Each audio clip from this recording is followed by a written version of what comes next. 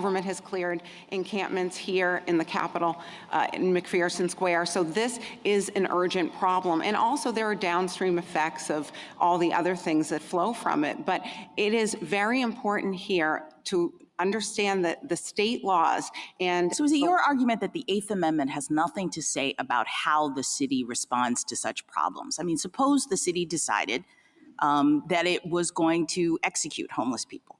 I mean, very extreme, I know, but it would solve the problems that you're talking about. Well, that would be— Do we have an Eighth Amendment issue in that circumstance? Yes, I think Why? there you look at the punishment. That, again, here we're looking at the punishment, which is low-level That would be fine. both cruel and unusual, wouldn't it? I think it would be, yes. I think it absolutely— Why not just yes to that? Yes, thank Council, you. can I Thank ask you Justice a question about the scope of your ordinance? So as Justice Kagan was pointing out, this criminalizes sleeping with a blanket at a minimum, right? Yeah. Correct? But as I understand it, after this decision and maybe after Martin, before that, there was some question about whether it also criminalized having fires, campfires, tents. Can you talk a little bit about that and what the scope of it is? Does the Constitution then make it impossible for a city to limit the use of fires and encampments, tents, those kinds of temporary shelters? It really does, because the rationale of Martin, the argument that it's a biological necessity to sleep outside, the respondents argue a blanket is necessary in Oregon. Some might argue a tent and a fire is necessary in North Dakota. The Eighth Amendment really doesn't give us any answers to what cities can and can't prohibit. It's really administratively impossible for cities on the ground, as well as for courts to administer. So we're seeing— I'm sorry, we have nothing to do with fires or tents.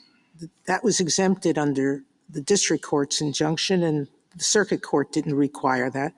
We're talking only about sleeping with a blanket. Well, so let's narrow it to what it is. I agree there might be other cases in the Ninth Circuit that are not rational.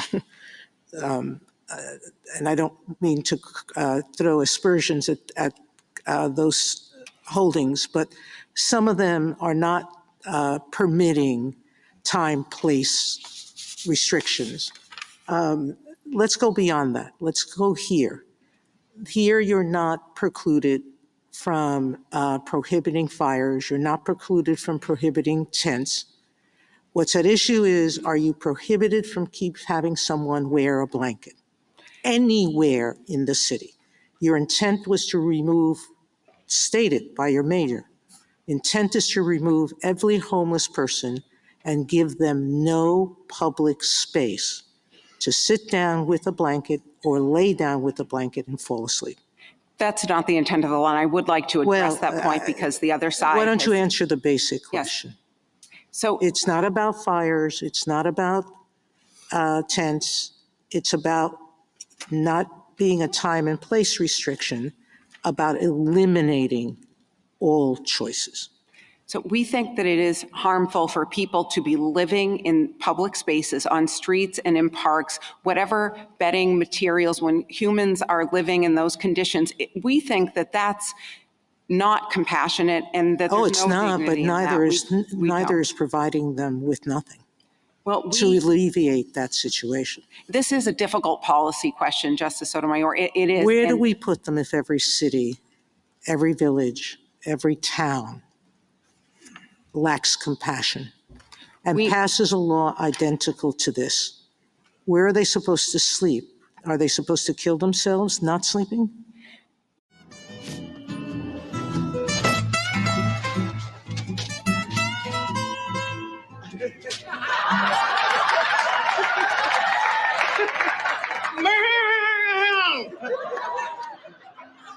PBS, the Pavement Broadcast System, proudly presents a new do-it-yourself at home improvement show. My name is Anton, and this is my house / bathroom / kitchen / backyard / library. Oh, I forgot we're on TV. Let me fix my makeup.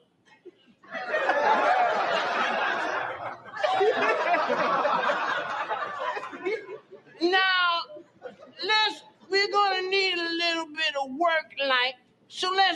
to a convenient power source.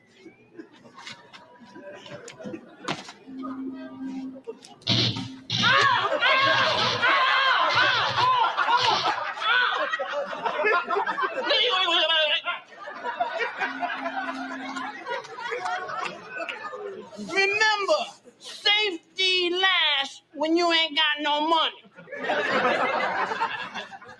Now, today we're going to add on a new room, but I have to make sure that I got the proper tools. This is the drill,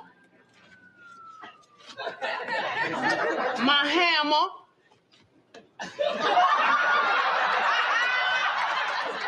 my measuring tape,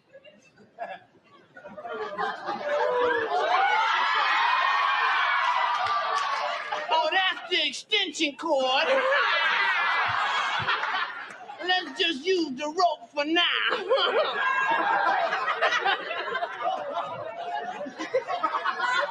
Last but not least, I need my screwdriver.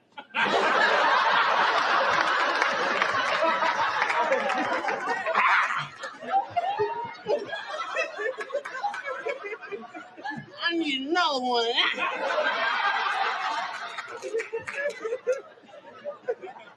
Now let's get started, shall we? Now,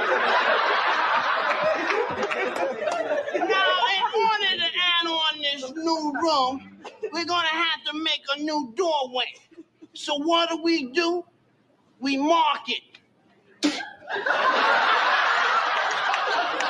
an X, and then we cut the hole.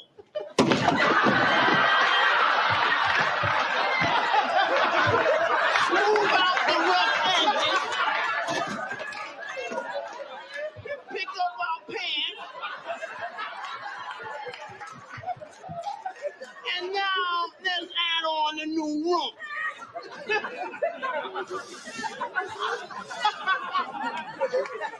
Now, in order to bond this, we're going to have to use an all-natural adhesive.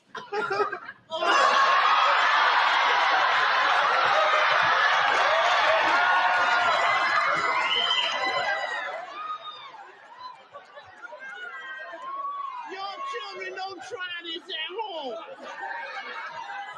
We just put that there, and when this dries, it'll be crazy like crazy glue. Now, our new guest wing is almost complete, but not yet. We need to install the plumbing. I'll go get the bathroom.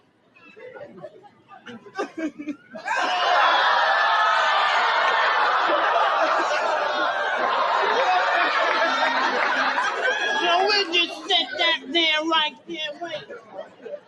Put a little toilet paper in there. So now when company come over, they don't have to steal your bathroom.